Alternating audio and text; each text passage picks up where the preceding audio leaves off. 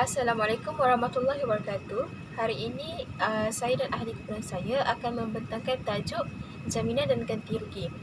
Ahli kumpulan saya terdiri daripada 3 orang, iaitu saya, Nur Kisina Aisyah binti Nur Hafizi, Nur Ashikin binti Jamaluddin dan Nur Ain Farhana binti Ali. Seterusnya saya akan masuk bahagian pengenalan, yang mana kafalah dalam Islam merupakan jaminan dan tanggungan yang mana disebut sebagai domamah. Dari sudut istilah, kafalah ni dia merujuk kepada keupayaan untuk nak menyatukan tanggungjawab penjamin kepada orang yang dijamin dalam akad perjanjian. Senang katalah, kafalah ni adalah suatu bentuk jaminan yang diberikan oleh pemberi jaminan kepada orang ketiga disebabkan kewajipan yang harus dilaksanakan oleh pihak yang ditanggung. Sebagaimana yang kita tahu, jaminan ni merupakan perkara penting yang menjadi kebiasaan bagi masyarakat dalam melakukan pekerjaan. Kebiasaannya jaminan ni dibuat bila mana seseorang itu melakukan pinjaman dari mana-mana pihak yang berbentuk barang berharga seperti wang ringgit. Assalamualaikum warahmatullahi wabarakatuh. Seterusnya saya akan sambung dengan pembahagian kafalah. Kafalah mempunyai dua pembahagian, iaitu kafalah bin nafsi dan kafalah bil ma'al. Kafalah bin nafsi bermaksud jaminan diri. Hal ini bermaksud penghutang akan menjamin orang yang tertuduh ke atas mahkamah. Sebagai contoh, seseorang berkata, aku menjamin kehadiran Abu dalam pembicaraan itu nanti. Ini adalah akad jaminan bahawa penjamin akan hadir diri di tempat tertentu pada waktu tertentu, seperti aku menjamin kehadiran si fulan dalam acara tersebut, dan jika si fulan tersebut tidak dapat menghadirkan diri padahal dia masih hidup, maka dia perlu membayar denda. Seterusnya, kafalah bil ma'al. Kafalah bil ma'al adalah penjamin dengan harta. Individu yang menjadi penjamin perlu bertanggungjawab sepenuhnya ke atas jaminan tersebut. Ia terbahagi kepada 3, iaitu kafalah bitaslim, kafalah munjazah dan kafalah mu'allaqah. Kafalah bitaslim iaitu jaminan untuk penjamin penyerahan barang yang disewa pada saat berakhirnya sewaan. Sebagai contoh, bank mengeluarkan surat jaminan untuk nasabahnya tentang penyerahan barang sewaan yang disewa nasabah kepada perusahaan. Kafalah munjazah ialah penjamin yang diberikan hak mutlak. Sebagai contoh, saya menjamin hutang anda. Kafalah mu'allaqah pula ialah jaminan yang mempunyai batasan waktu, seperti jaminan untuk sebulan, setahun dan lain-lain lagi. Pembahagian jaminan dan ganti rugi yang mempunyai 5 pembahagian, iaitu kafalah, diyak, insurans, wakalah dan hibah.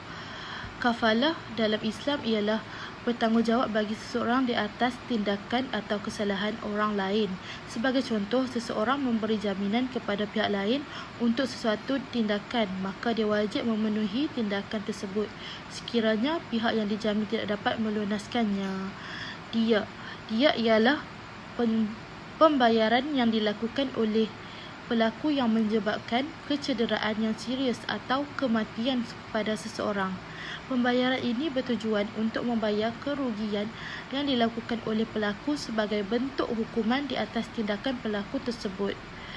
Seterusnya, insurans dalam Islam ialah satu konsep yang saling membantu dan menggalas risiko. Dalam hal ini, pelanggan yang mengalami kerugian, maka pihak insurans akan memberikan ganti rugi atau pembayaran penggantian kepada pelanggan.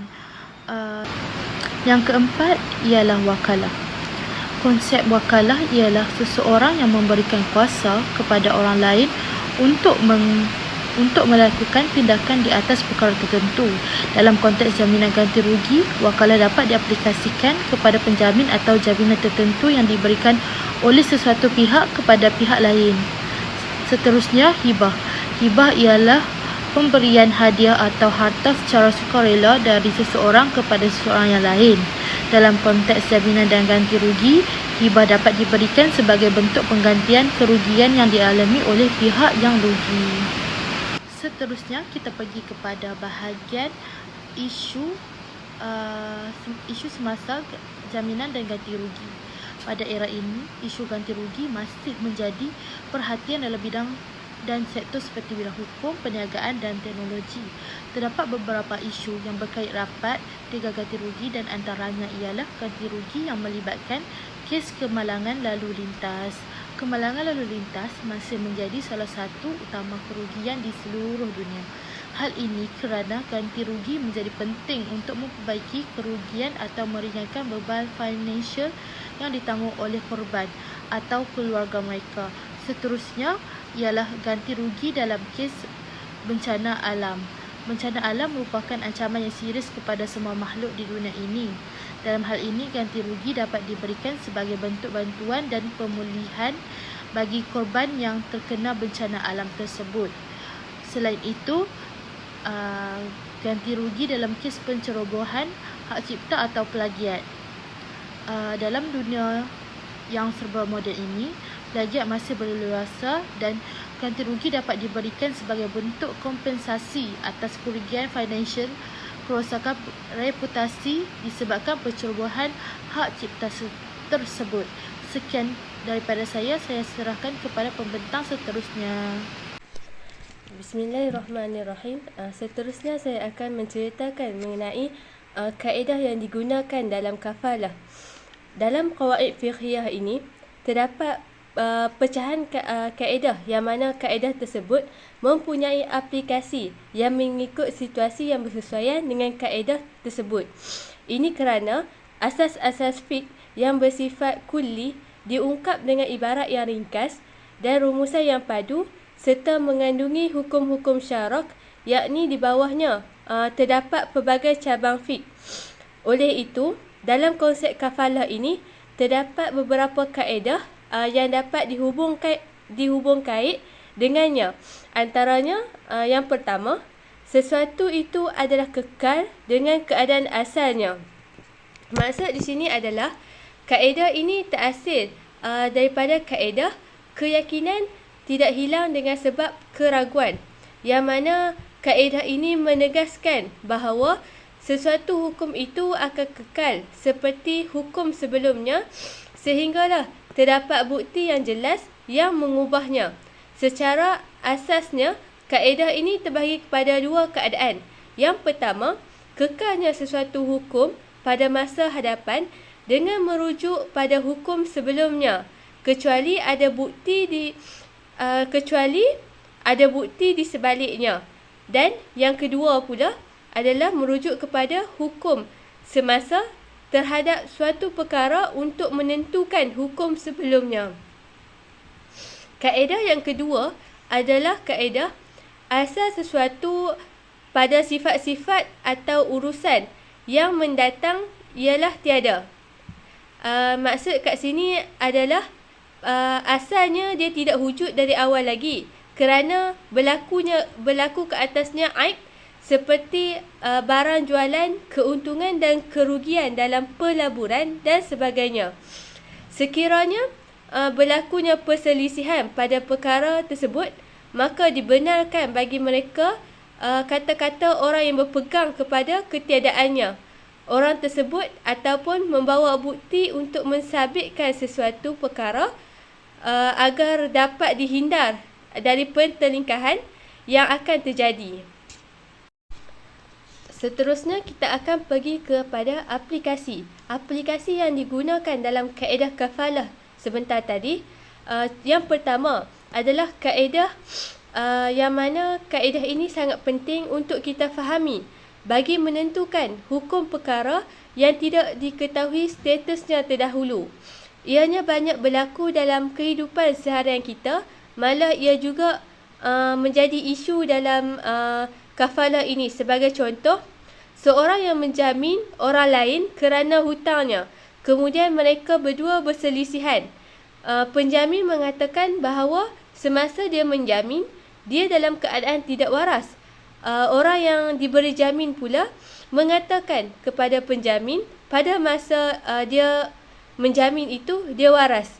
Jika diketahui keadaannya itu tidak siuman, maka diterima kata-kata penjamin kerana ada kemungkinan jaminan itu diberikan semasa waras ataupun tidak waras. Pada asalnya, tidak ada jaminan dan tidak ada tanggungan. Contoh aplikasi yang kedua adalah kaedah ini dapat kita aplikasikan dalam isu yang berkaitan dengan hutang, yang mana termasuk dalam konsep kafalah. Sebagai contoh, seorang yang berhutang kepada orang lain mengaku telah membayar hutangnya.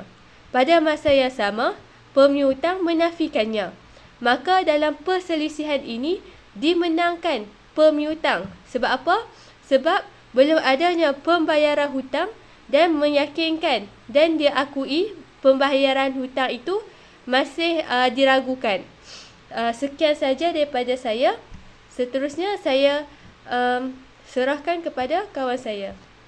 Kesimpulannya, isu syariah berkaitan dengan kafalah ni dia mempunyai balasan tertentu seperti bayaran. Bagi mendapatkan jaminan, ulama fuqaha terdahulu bersepakat bahawa kafalah tak boleh dikenakan bayaran ataupun balasan. Tapi ada sebahagian ulama kontemporari yang mengharuskan bayaran itu kepada jaminan. Selain itu juga, kafalah ni dapat memudahkan urusan seseorang yang berhutang sehingga tidak dapat membayarnya mengikut masa yang dipersetujui. Dengan adanya pihak lain dapat membantu orang itu untuk menjelaskan pembayaran. Sekian dari kumpulan kami. Terima kasih.